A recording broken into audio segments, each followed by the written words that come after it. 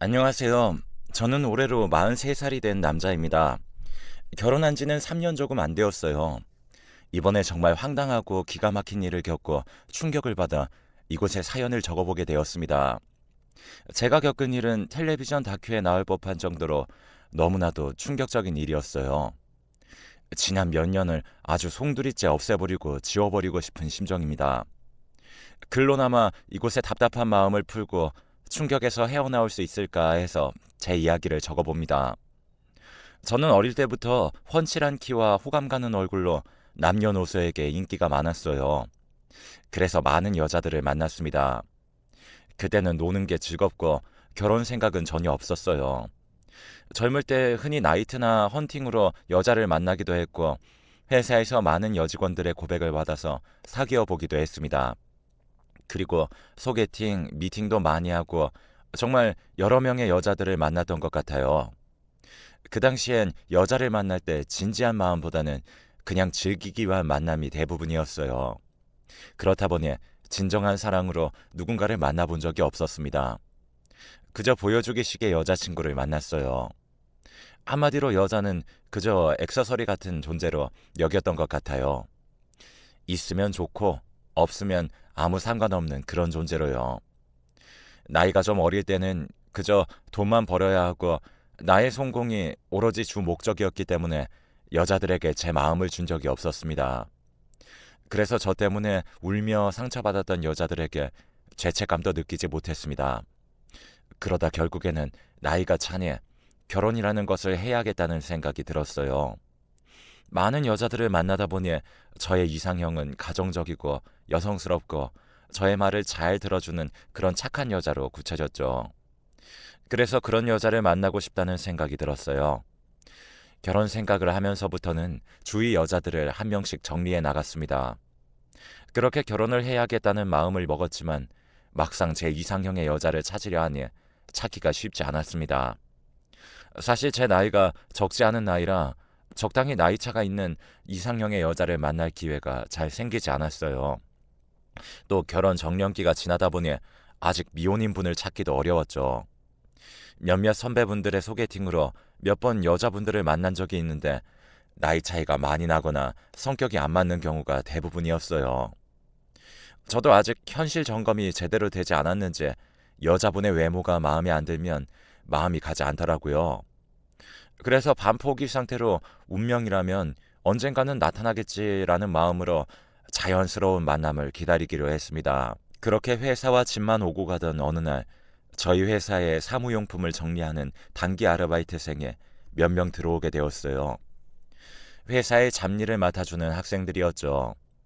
그런데 유독 건강이 쇠약해 보이는 남학생이 있었는데 물건도 잘 들지도 못하고 눈이 퀭한 것이 몸이 많이 약해 보이더라고요. 학창 시절 저도 몸이 약했던지라 그 남학생이 신경이 쓰였고 일 처리가 늦는 그에게 손수 일을 가르쳐주며 도와주곤 했습니다. 그러다 보니 그 남학생도 저를 잘 따르고 야간 근무와 회식을 자주 하다 보니 서로 친해지게 되었어요. 그 남학생은 나이가 27살이었습니다.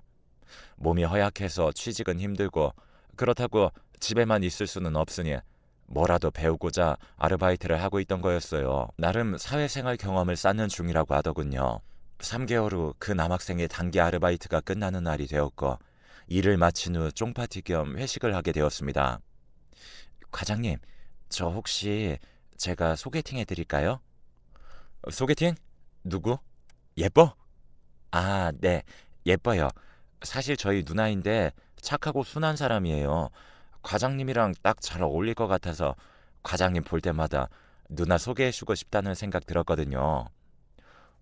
그래? 누나가 몇 살인데? 30살이요. 네가 날 이렇게까지 생각해주는 줄 몰랐다. 정말 고맙긴 한데 나이 차도 많이 나고 좀 그러네. 사실 그 학생과 알고 지낸 지 3달밖에 안 됐는데 누나를 소개받는 것도 부담스럽고 나이 차가 많이 나다 보니 왠지 내키지 않아서 거절을 하게 되었어요. 그 남학생과는 유종의 미를 거두고 헤어지게 되었고 저는 늘 회사로 출근하는 똑같은 일상을 보내고 있었습니다. 그런데 제가 퇴근하는 길에 그 남학생에게 연락이 왔어요. 회사 근처를 지나다가 그냥 제가 생각이 나서 전화했다며 시간 되면 차 한잔하고 저녁을 먹자고 하더군요. 저도 그날 딱히 할 일도 없었고 그날따라 맥주가 당기길래 맥주나 한잔 해야겠다 싶어 알겠다고 하고 약속 장소로 가게 되었죠. 그런데 만나기로 한 약속 장소에는 그 남학생과 함께 누군가 한 명이 더 있었어요. 다름 아닌 그 남학생의 누나였죠. 누나라던 그 여자는 첫눈에 제가 반할 정도의 청순하고 예쁜 얼굴의 미인이었습니다. 사실 그 남학생의 인물도 빠지지 않은 외모라 그의 누나도 예쁘겠거니 내심 생각은 했었지만 이 정도일 줄은 전혀 상상도 못했죠. 지금껏 제가 만나던 여자들과는 전혀 다른 분위기의 여자였어요. 참하면서도 아주 청순한 분위기의 미녀였습니다. 처음 소개팅을 받지 않겠다고 했던 마음과는 달리 저도 모르게 얼굴에 흐뭇한 미소가 지어지더군요. 30살이라고 하기엔 더 동안인 얼굴이었어요. 저는 첫눈에 반한다는 게 무슨 말인지 그때 처음으로 알게 되었습니다. 소개팅이 싫다고 했던 저는 온데간데 없고 제가 질문을 하고 저 혼자 말하는 듯한 느낌을 받을 정도로 질문 공세를 퍼부었습니다. 내가 이렇게 여자에게 적극적인 사람이었나 라는 생각을 처음 한 날이기도 했어요. 안녕하세요. 네, 안녕하세요. 처음 뵙겠습니다. 죄송해요, 과장님. 실례인 줄 알면서도 두 분 꼭 소개해드리고 싶어서 제가 누나 데리고 나왔어요. 아니야. 죄송은 무슨. 야, 말은 바로 해야지. 사실 제가 이 자리에 나오고 싶다고 했어요. 동생이 사진을 보여줬는데 너무 제 이상형이셔서 처음으로 용기 내서 나왔어요. 정말 고맙습니다. 아니, 그게 아니라 저 성함이 이채영이에요. 채영 씨는 말도 예쁘게 하고 성격도 차분한 사람이었어요. 게다가 제가 하는 시덥지 않은 말에도 잘 웃어주었죠. 저는 나이 40이 다 되어서야 생전 처음으로 설렘이라는 걸 느꼈어요. 여자들 위해서 군림하던 제가 여자 눈을 똑바로 쳐다보지도 못하고 부끄러움까지 느끼며 그 여자를 대하고 있었습니다. 삼겹살에 맥주를 마시는데 채영 씨가 더운지 손부채질을 계속했습니다. 너무 더운데 저 옷 좀 벗어서 걸어놓고 올게요. 본격적으로 고기 먹으려니 옷이 거추장스럽네요. 그러세요. 고기 많이 좋아하시나 봐요. 네, 저 완전 고기 킬러예요. 저도 고기 완전 좋아해요. 제가 살 테니까 많이 드세요. 오늘 밤새도록 같이 고기 먹어요. 그리고 채영 씨가 옷을 벗어놓으러 간 사이 저는 잠시 화장실에 가려고 일어났어요. 그리고 화장실 옆에 붙어있는 거울을 들여다봤는데 입이 귀에 걸려있는 저를 발견하고는 깜짝 놀랐습니다. 너무 티내지 말아야겠다 다짐하며 다시 자리로 돌아갔는데 어느새 제 입꼬리는 다시 귀에 걸려 있었어요. 속으로 이 자리를 만들어준 예비 처남이 고맙고 은인처럼 여겨졌죠.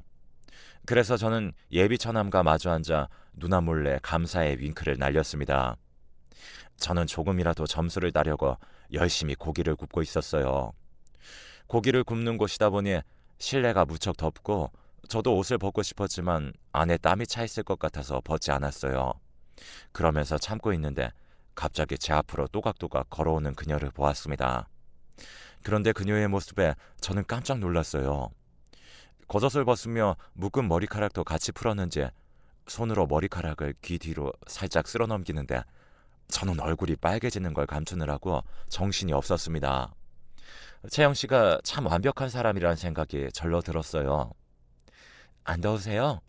제가 고기 구울게요. 집게 이리 주세요. 아니에요. 고기는 남자가 구워야 제맛이죠. 제가 고기는 끝내주게 잘 구워요. 동생이랑 두 분이서 맛있게 드세요. 잡고 있던 집게를 가져가면서 스친 그 손길은 여자 경험이 그렇게나 많은 저였지만 왜 이렇게 설레고 떨렸는지 다시 청소년으로 돌아간 듯한 느낌이었어요. 이런 여자라면 지금껏 혼자일 리가 없는데 분명 인기도 많았을 텐데 하는 생각이 들어 그녀에게 물었습니다. 채영 씨는 왜 남자친구가 없으세요? 이렇게 아름다우신데 남자들이 가만 놔두지 않았을 것 같아요. 글쎄요.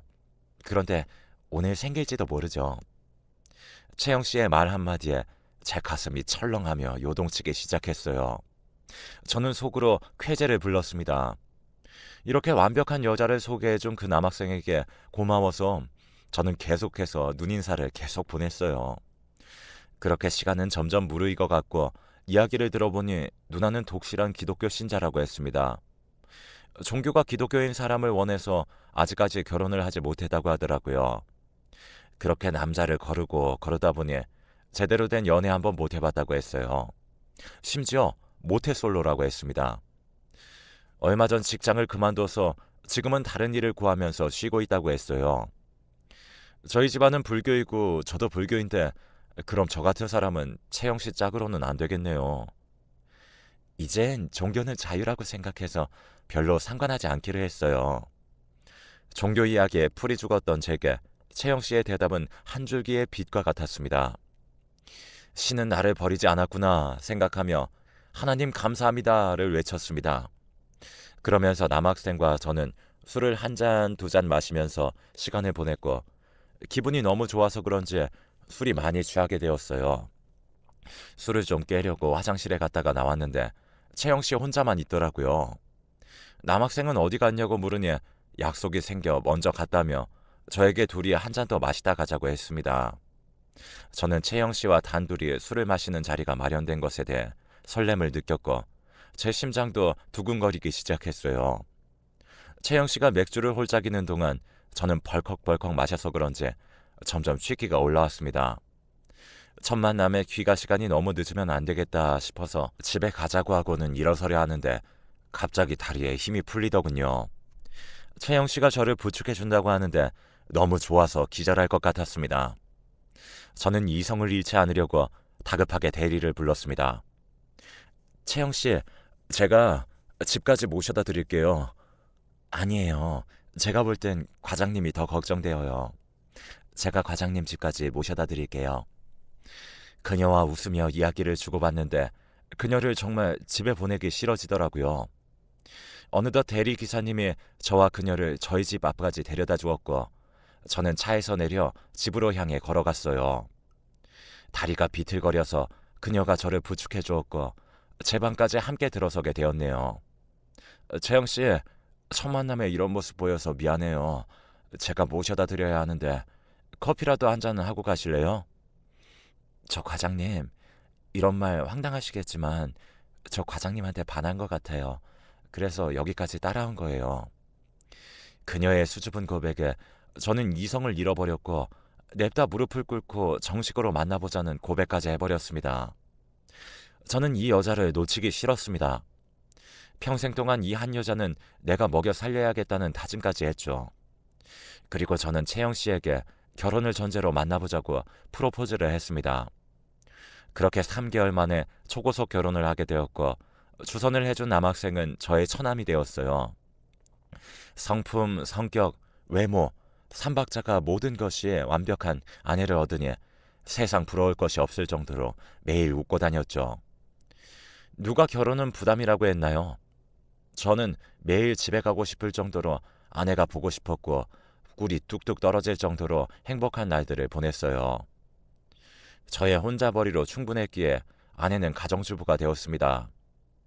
그리고 그 성품에 딱 맞게 인형 만들기 취미 활동을 하며 작은 공방에 배우러 다녔어요. 그리고 주말에는 교회를 갔습니다. 그리고 남은 시간에 요리를 배워서 저에게 이것저것 해주기도 하고 점심은 사 먹지 말라며 점심은 꼭 손수 만든 도시락을 싸주었어요. 딱 제가 원하던 그런 사람이었어요. 심지어 아내는 저에게 교회 가기를 권유했지만 제가 아직까지는 마음이 없다고 하니 종교에 대한 자유가 있으니 강요하지 않겠다고 했어요. 그리고 뒤에서 묵묵히 저를 위해 기도도 많이 해주었고요. 아내는 늘 제가 원하는 대로 모든 것을 맞춰주었기에 서로 싸울 일도 없었어요. 정말 천사 같은 아내였죠. 그러던 어느 날 장인 장모님께서 시골로 이사를 가신다고 하시며 처남과 함께 살아줄 수 없냐고 했습니다. 처남이 건강이 안 좋아서 혼자서 두기에는 걱정이 된다며 아내가 함께 살고 싶다고 하더라고요. 눈시울을 붉히며 이야기하는데 안 들어줄 수가 없더군요. 저는 당연히 처남과의 동거를 수락하게 되었어요. 아내는 고맙다며 저를 와락 껴안아 주더군요. 저는 사실 집에 방도 비었고 처남에 대한 고마움도 있고 해서 흔쾌히 수락을 하게 된 거였어요. 게다가 아내도 평일에 인형만 만들지 딱히 하는 일이 없어 심심할 것 같았거든요. 그러나 그때부터 비극이 시작되었던 것 같네요. 처남이 막상 들어온다고 달라지는 것은 없었어요. 건강이 안 좋아서 집에 누워있거나 단기 아르바이트를 하러 다니는 게 다였거든요. 일찍 자고 일찍 일어나니 저와 마주쳤던 적은 아침밥 먹을 때와 저녁을 먹은 후 그리고 주말뿐이었습니다. 그날도 저는 회사를 마치고 집에 도착하여 처남과 함께 셋이서 저녁을 먹고 TV를 밤늦게까지 보게 되었어요. 시간이 11시가 넘어서자 피곤이 몰려왔고 저는 자러 들어간다며 방으로 들어가게 되었죠. 그때 처남도 방으로 들어갔습니다. 저는 자기 전에 와이프와 달콤한 신혼의 행복을 누리고 있었어요. 처남이 옆방에 있다고 생각하니 둘이서 더 조심스러웠습니다. 그런데 어느 순간 오싹한 느낌이 들더라고요. 누군가 있는 느낌이었습니다. 신혼을 너무 불태워서 몸이 축났나 싶기도 하고 별 생각 없이 넘기게 되었죠. 주말이면 아내는 교회를 가서 집에 없고 저와 처남 단둘이 집에 있는 날이 많았습니다. 그러던 어느 날 거실에서 텔레비전을 보다가 잠이 들게 되었어요. 그리고 눈을 떴는데 캄캄하더라고요. 순간 밤인가 싶었고 제 옆에서 아내가 팔베개를 하고 누워있는 게 느껴졌어요. 저는 잠결에 아내를 안았는데 순간 소름이 끼쳤습니다. 저도 모르게 입에서 욕이 나왔고 소리를 지르며 벌떡 일어나서 불을 켜보니 처남이 누워있는 거 있죠? 분명 저를 끌어안기에 당연히 아내인 줄 알았는데 처남이 누워있으니 깜짝 놀랄 수밖에 없었죠. 처남은 잠결에 눈만 껌뻑거리고 있었고 아내는 놀라서 안방에서 뛰쳐나왔습니다. 처남도 함께 사는데 내가 너무 예의를 차리지 않았나 싶어서 처남에게 사과했죠. 그리고 민망해하는 아내에게 말했네요. 여보, 왜 나 안 깨웠어? 나 좀 깨워주지. 당신이 너무 곤히 자길래 그냥 뒀어요. 그렇게 그날 일은 단순한 해프닝으로 끝나는 것 같았어요. 그 다음날 처남에게 사과를 하고는 웃으며 말했습니다. 처남, 여자친구를 만들어봐. 처남 정도면 꽤 잘생긴 편이지 않나? 하면서 농담조로 이야기를 했더니 처남은 정색을 하며 말하더군요. 무슨 말씀을 그렇게 하세요? 기분이 썩 좋지 않네요. 하며 휙 돌아서서 방에 들어가는 거였어요. 방문을 두드리며 기분 나빴다며 미안하다고 사과를 했지만 처남은 문을 열어주지 않았어요. 그날 밤 처남에게서 메시지가 왔는데 자신이 좀 예민해서 그렇다며 신경 쓰지 말라고 하더라고요. 그리고 또 이런 날도 있었어요. 그날은 제가 회사에 일이 많아서 야근을 했던 날이었어요. 좀 늦게 끝나서 와이프한테도 먼저 자라고 하고 새벽 2시쯤인가 집으로 갔는데 와이프가 거실 소파에 누워서 저를 기다리다가 잠이 들었나 보더라고요. 그래서 저는 와이프를 안아서 안방으로 들어갔어요. 그런데 안방 침대에 처남이 누워있는 거예요. 저는 순간 기분이 쎄해지면서 처남을 발로 툭툭 건드렸습니다. 그 순간 와이프가 깨어났고 안방 침대에 누워있는 처남을 보고는 흔들어 깨웠습니다. 그렇게 깨어난 처남은 후다닥 본인의 방으로 들어갔어요. 저는 안방 침대에서 자고 있는 처남의 모습에 의아해하며 아내에게 말했습니다. 왜 처남이 우리 침대에서 자고 있지? 우리 방 침대가 너무 편해서 잠깐 누워있다가 잠들었나 봐요. 기분 나빴다면 내가 대신 사과할게요. 아니야, 괜찮아. 그런데 처남 방에는 침대가 없나? 미안해요. 제가 앞으로 주의시킬게요. 저희 부부 침대에서 남이 잔다는 것도 좀 의아하긴 했지만 저는 그저 너무 피곤한 나머지 별 대수롭지 않게 넘겼던 것 같아요.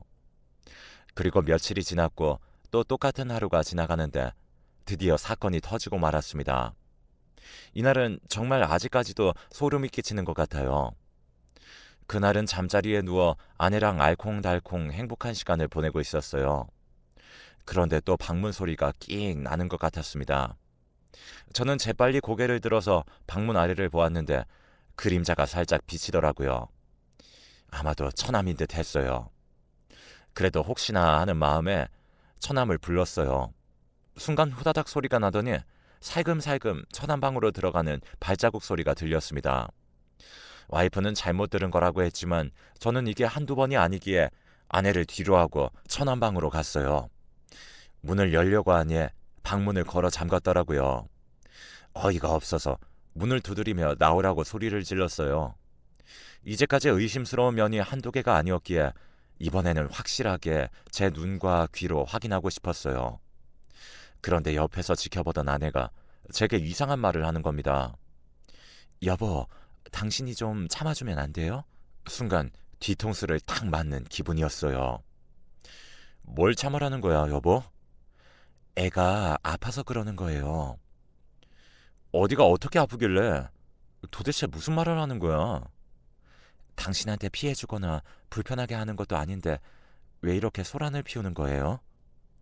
우리가 사랑하는 모습 좀 보면 그게 뭐 어때서요? 여보, 제정신이야? 저는 당신이 왜 이렇게 예민하게 구는 건지 모르겠어요. 아내의 이해할 수 없는 말에 저는 말문이 막혔습니다. 아내의 말대로라면 이제까지 아내는 모든 걸 알고 있었다는 거였고 처남 행동을 그냥 모른 척 방관했다는 이야기였으니까요. 주말에 몇 번이나 제 옆에서 저를 안고 자던 처남의 행동, 밤마다 안방을 기웃거리던 처남, 식사를 하거나 외식을 할 때 늘 제 옆에 앉아서 밥을 먹었던 것들까지 전부 소름이 끼쳤어요. 그런데 순간 처남이 어디서부터 어디까지 관여를 한 건지 궁금하고 의심스러워 미치겠더군요. 언제부터야? 도대체 언제부터였냐고? 그게 무슨 상관이에요, 이제 와서. 저는 이대로는 안 되겠다 싶어 문을 부술 듯이 내리치며 발로 쾅쾅 쳤습니다. 이윽고 처남의 방문이 열렸어요. 몇 달간 한 번도 보지 못한 처남의 방은 정말 믿지 못할 풍경이었습니다. 방에 들어서는 순간 저는 경악을 금치 못했어요. 방에는 온통 제 사진들로 도배가 되어 있었고 심지어 아내가 손수 만든 인형의 얼굴에는 온통 제 사진이 있었습니다. 너무 유치해서 헛웃음이 나더군요. 심지어 제 사진을 부착한 인형과 처남의 사진이 붙어있는 인형에 결혼식을 하는 것처럼 연출해 놓은 것도 있었어요. 저는 순간 눈이 뒤집혔고 처남에게 소리를 질렀어요. 야, 도대체 너 뭐야? 그리고 인형들을 집어 던지려고 하는데 갑자기 처남이 뒤에서 와락 안으며 제 귀를 의심하는 한 단어를 내뱉었어요. 여보. 저는 그 소름 끼치는 한마디에 정신이 나갈 것만 같았어요. 제 허리를 아는 처남의 손을 잡아 뿌리치고 처남을 침대로 밀어버렸습니다. 그리고 이게 뭐냐며 와이프에게 소리를 질렀어요. 와이프는 진정하라며 저를 달래서 앉혔고 모든 것을 털어놓겠다고 했습니다. 그 내용인즉슨 자신들은 남녀 상동설을 믿는 교인들이라고 했습니다. 남자와 여자는 생긴 것만 다를 뿐이지 같은 것이라고 했어요. 그래서 성 정체성 이런 것들이 전혀 없고 심지어 필요도 없다고 하더라고요. 자신이 느끼는 그대로를 사랑하면 된다고 믿고 있기에 남자가 남자를 사랑하든 여자가 여자를 사랑하든 그것은 아무 상관이 없다는 거였죠. 하지만 세상 속에는 남자가 남자를 사랑하면 정신병자 취급을 받으니 만약 그런 가족이 있다면 여동생이든 남동생이든 대신 결혼을 하여 만족할 수 있도록 자신을 헌신한다고 하더라고요. 그 또한 규율이라고 하더군요. 이런 말도 안 되는 이야기를 하는데 갑자기 의문이 들더라고요. 아내가 나에게 의도적으로 접근한 건지 나를 사랑해서 결혼한 것인지 묻게 되었죠. 그랬더니 그 대답에 저는 더 충격을 받게 되었습니다. 처남이 저를 사랑했고 택하였기에 그 누나인 지금의 제 와이프가 헌신을 하여 저와 결혼했다는 이야기였어요. 어차피 가족이니 사랑하는 건 똑같았다며 황당 그 자체 어처구니 없는 말을 하더군요. 이미 저희 아내는 같은 사이비 종교 집단에 속해 있는 남자 신도와 결혼을 했고 아이도 있었습니다. 하지만 남동생도 결혼을 해야 하기에 누나가 대신 저와 결혼을 한 거라고 했어요. 다시 말해 제 실질적인 와이프는 아내가 아니라 처남이었던 거였죠. 그래서 제가 아내와 행복한 시간을 보낼 때마다 처남이 방문에 귀를 대고 엿듣고 있었던 거였습니다. 누나처럼 할 수 없으니 일종의 대리만족이었던 셈이었죠. 그래서 제가 없을 때는 안방 침대에 누워서 잠을 잤던 거고요. 저는 정신을 차릴 수가 없고 온몸에 소름이 끼쳐서 더 이상 그들과 한 공간에 있을 수가 없었어요. 그런데 처남의 말을 듣고 그만 그 자리에서 혼절할 뻔했습니다. 여보도 그동안 나 사랑했잖아.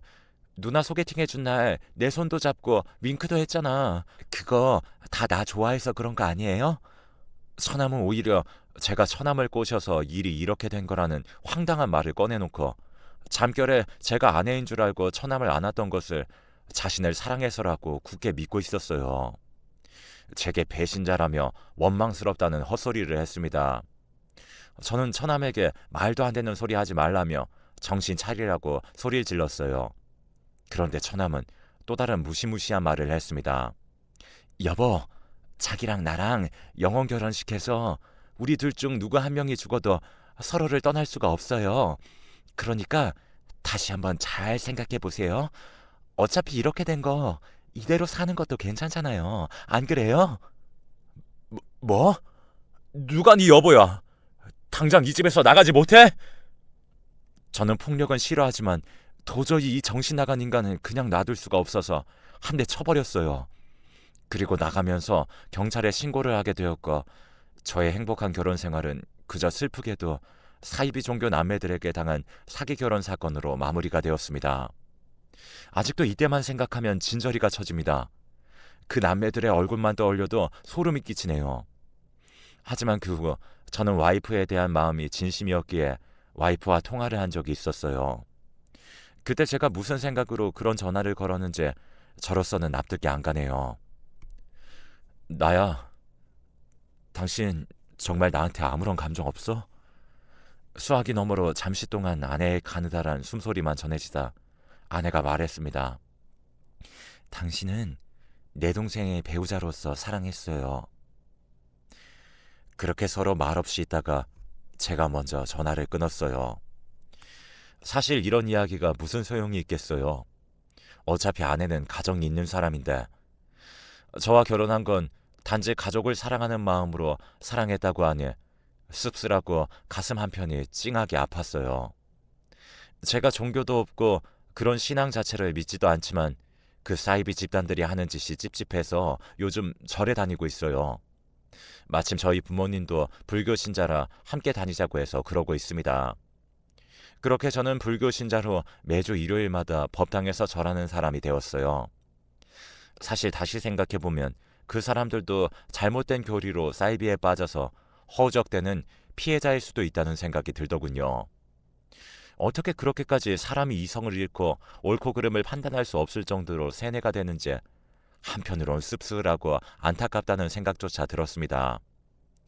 지금 그 둘은 마땅한 법의 심판을 받고 벌을 받게 되었어요. 저 같은 사람도 있으니 힘든 상황에 처하신 분들 용기 잃지 마시라고 제 이야기를 이렇게 글로 적어보았습니다. 저는 절에 다니며 산을 오르내린 덕분에 더 건강해졌고 정신적으로도 한층 더 성숙해져 가고 있음을 느끼네요. 제가 젊은 시절에 상처를 주었던 여성분들께 사죄하는 마음도 갖고 반성하는 시간도 갖고 있습니다. 남의 눈에 눈물 나게 하면 자기 눈에는 피눈물 난다는 말이 너무나 와닿는 저의 경험이었어요. 부디 여러분들은 좋은 사람 만나 행복한 길만 걸으시길 진심으로 바랍니다. 지금까지 제 긴 사연 읽어주시고 들어주셔서 감사합니다.